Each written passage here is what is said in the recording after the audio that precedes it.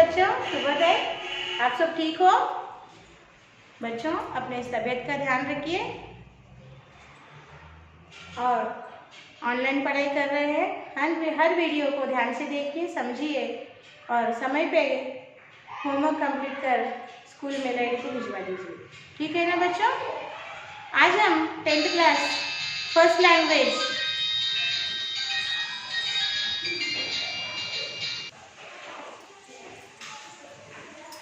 आज हम 10th class Hindi first language lesson 11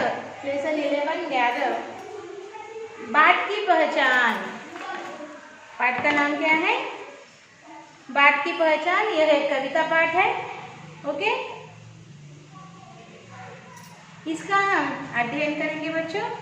पाठ का नाम है लेसन 11 बाट की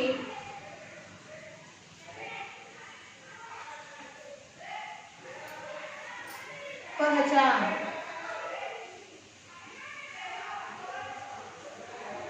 बाट की पहचान। और इस कविता के कवि का नाम है हरिवंश राय बच्चन। हरिवंश राय बच्चन। हरिवंश राय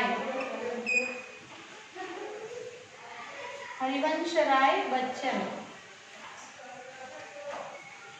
बच्चों, आपको पता है ना, जो फिल्म अभिनेता अमिताभ बच्चन, पता है ना?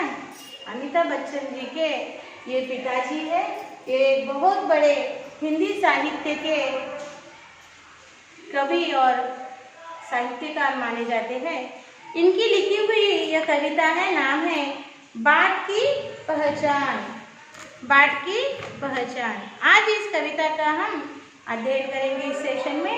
आप आपके टेक्स्ट बुक पेज नंबर 81 को खोलिए और ध्यान से देखिए। ओके ना?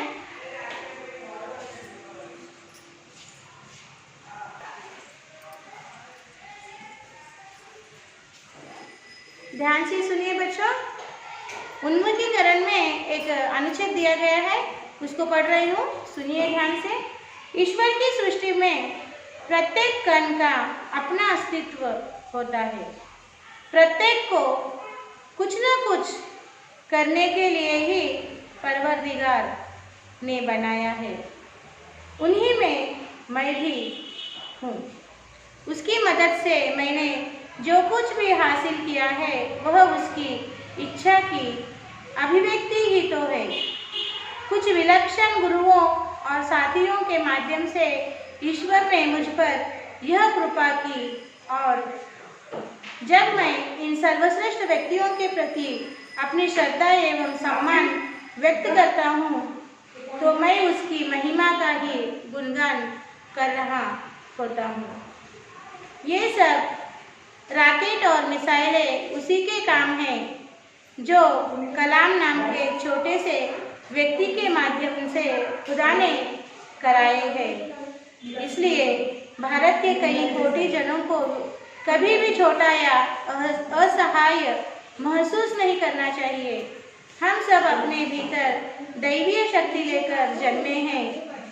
हम सब के भीतर ईश्वर का तेज छिपा है।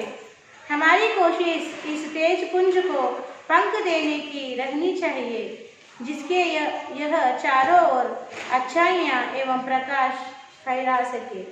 यहाँ पे देखिए, ये अनुच्छेद एपीजे अब्दुल कलाम अग्नि की उड़ान पुस्तक के लिए आभार में लिखे गए शब्द है। एपीजे अब्दुल कलाम अग्नि की उड़ान पुस्तक उन्होंने लिखा है। उसके आभार यानी थैंक्स को कहने के लिए यह शब्द लिखे गए हैं। और इस अनुच्छेद में क्या कहा गया है पता है बच्चों? ईश्वर की सृष्टि, यानी इस सृष्टि का निर्माण ईश्वर ने किया है। ओके, और प्रत्येक कण को, इस सृष्टि के प्रत्येक एक छोटे से छोटे कण को भी अपना अस्तित्व होता है। ओके, और प्रत्येक को कुछ न कुछ करने की एक प्रतिभा, स्किल परवरदिगार यानी भगवान ने, ईश्वर ने सबको दी है। इस प्रकृति में हमें किसी को असहाय और मजबूर न समझना चाहिए।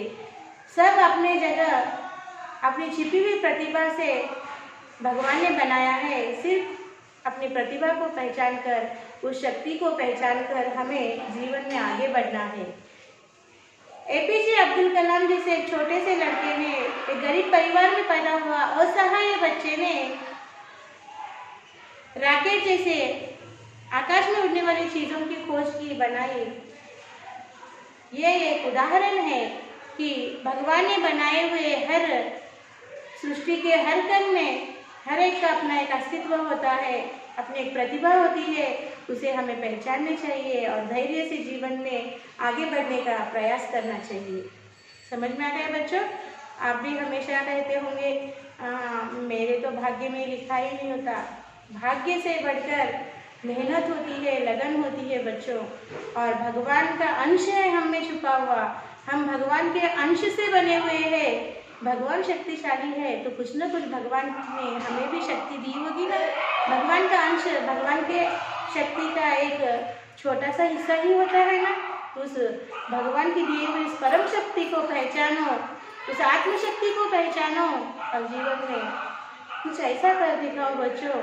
हम भले ही मर जाए, हमारा अस्तित्व इस जीवन से उठ जाए, पर हमारे जो काम हमने किए हैं वो हमारी याद युगों तक दिलाते रहे आने वाली पीढ़ियों को। समझ में आ गया बच्चों? जीवन एक बार ही मिलता है, इसे सुंदर बनाइए अपनी अच्छाइयों से, अपने अच्छे कर्मों से। समझ में आ गया? तो यहाँ पर यह अनुच्छेद दिया गया है और इसके लिए आधारित 3 प्रश्न दिए हैं। उन प्रश्नों को पढ़ रहे हूँ, ध्यान से सुनो, फिर मैं आपको उत्तरों को भी समझाऊंगी। सृष्टि के कण कण में किसका अस्तित्व है? यह पहला प्रश्न है। दूसरा प्रश्न है, मार्गदर्शन या परिश्रम के द्वारा सफलता मिलती है? इस पर अपने विचार व्यक्त कीजिए। अपने सपनों को साकार करने के लिए आप कौन कौन से प्रयास करेंगे? ठीक है ना?